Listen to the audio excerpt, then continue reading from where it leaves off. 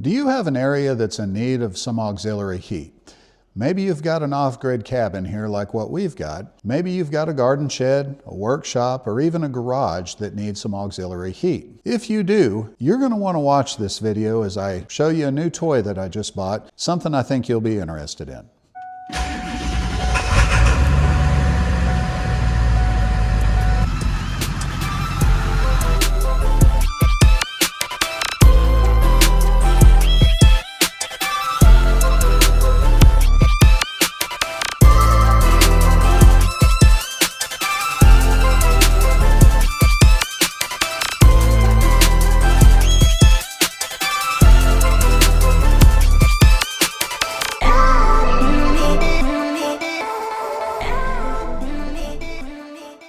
Hey everybody, and welcome to the Freedom Adventure. So my wife and I just we're wrapping up about a 3-day sabbatical out here at the cabin, and something that we purchased when we came out here, because folks, we knew it was going to be cold.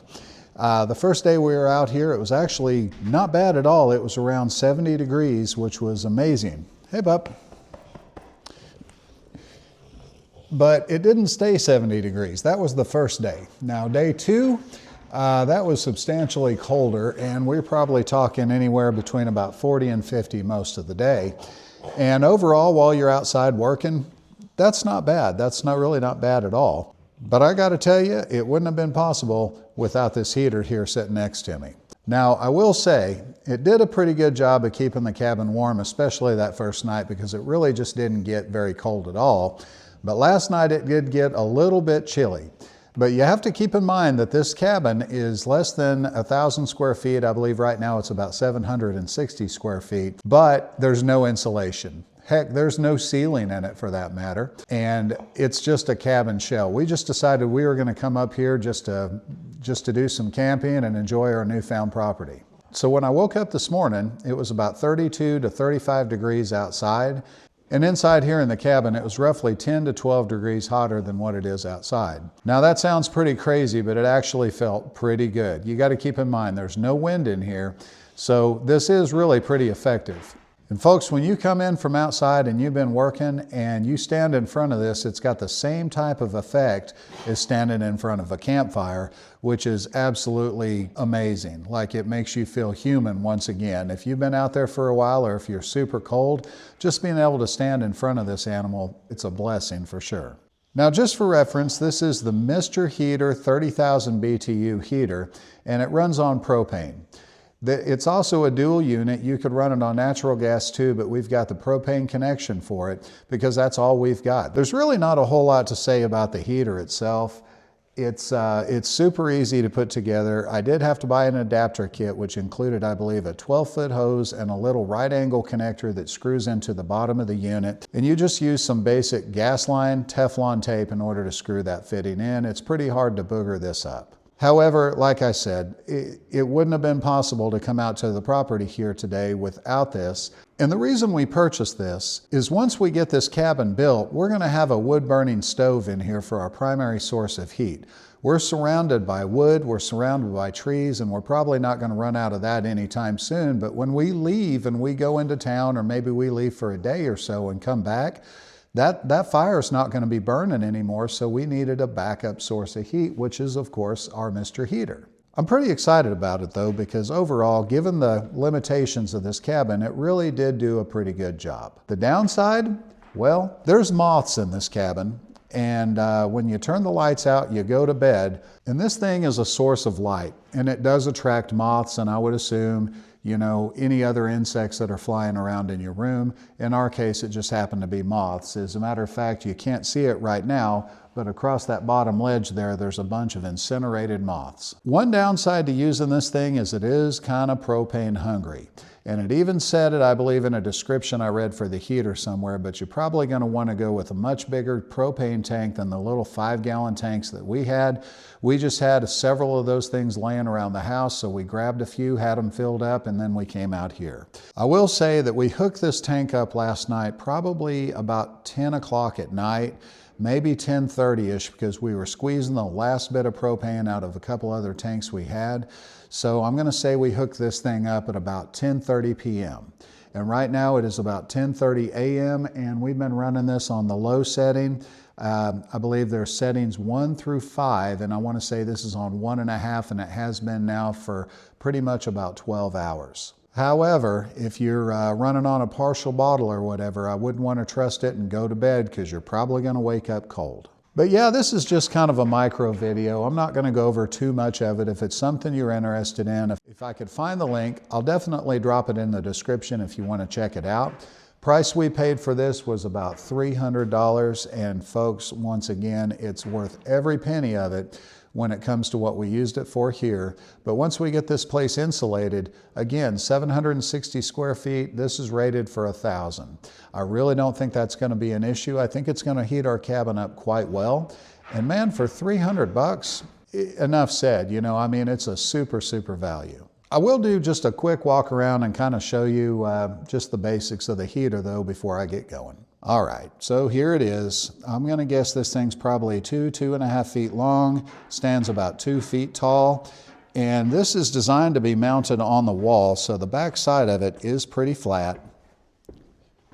There's a bracket that comes with this that screws to the wall, and then this unit just hangs on the wall. I've got to look at that bracket a little bit closer and just see if it actually locks in position or if a dog with a case of the zoomies might be able to hit that and knock it off. One way or the other, we're going to make sure it's secure. I will show you, I don't know if they're visible. Oh yeah, they're visible. Right down here at the bottom, you can see a whole bunch of dead moths down there.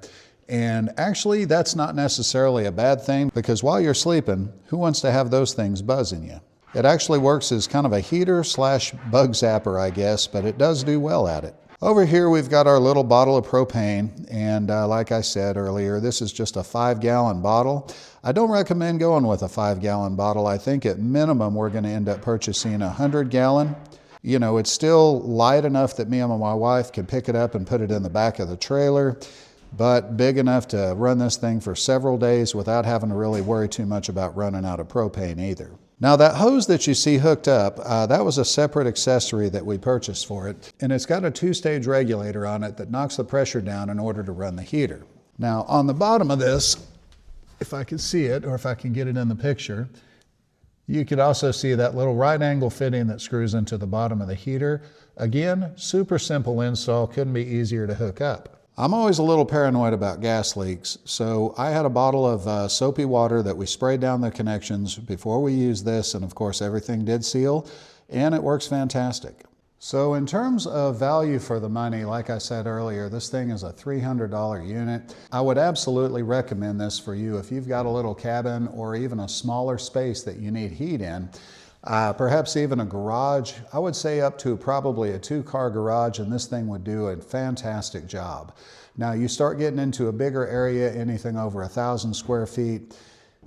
Matter of fact, even 1,000 square feet might be getting on the tall end for this thing, just because that's probably assuming an 8-foot ceiling. And for instance, in our cabin here, we're going to have 9-foot ceilings. And again, we've got 760 square feet here that we're dealing with. Another thing to be said is we don't have a ceiling yet. All we've got is the bottom side of the roof. I'll show you that. All right, there it is in all of its glory, our lack of ceiling.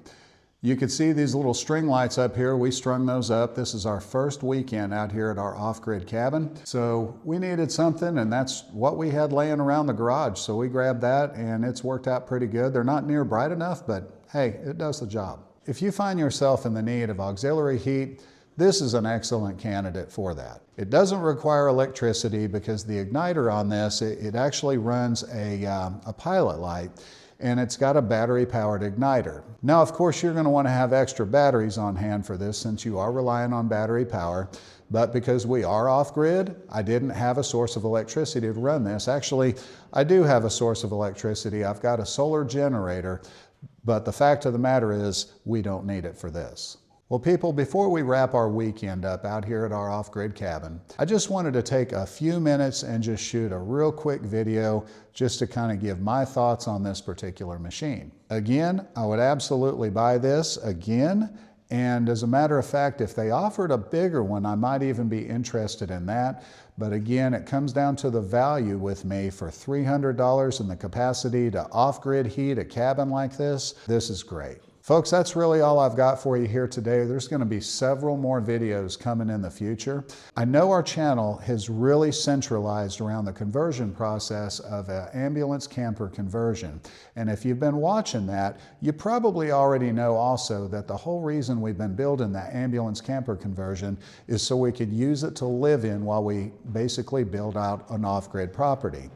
It just so happens, however, that about 2.5 months ago, we had the opportunity to buy this property and we jumped on it. We had no idea we were going to get so lucky as to find the cabin shell, but we did. And from this point forward, things are going to get pretty awesome. We'll be bringing that old ambulance camper conversion up here soon enough. We've got a few things to wrap up on it. Heck, it's not even really done yet, but we're close. And we're going to be bringing that thing up here to get it parked, and we'll be staying in that rather than right here inside of our little cabin, just because the camper is going to be a whole lot more comfortable, especially as it gets a little colder outside. But even while we're building, this little source of heat is going to make a difference, a night and day difference in terms of the comfort level while we do so. Ultimately, it was a really great purchase, however, because earlier I had mentioned it, but it's a wall heater and it's going to end up being our secondary source of heat for the entire cabin. If it's super, super cold and our wood burning stove just isn't doing the job, we'll have this on the opposite end of the cabin to go ahead and use. Or for that matter, if we've got to run into town and we don't want to leave our wood burning fireplace burning, there it is. Folks, I really hope you've enjoyed the content. I hope this has offered something to you. If you love the channel, please like and subscribe. We're little YouTubers. We need all the watch hours. We need all the subscribers we can get, and we really, really appreciate every video that you watch, folks. That's all I've got, though, here at this point.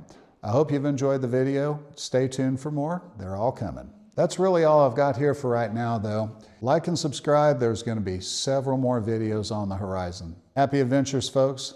Take care, y'all.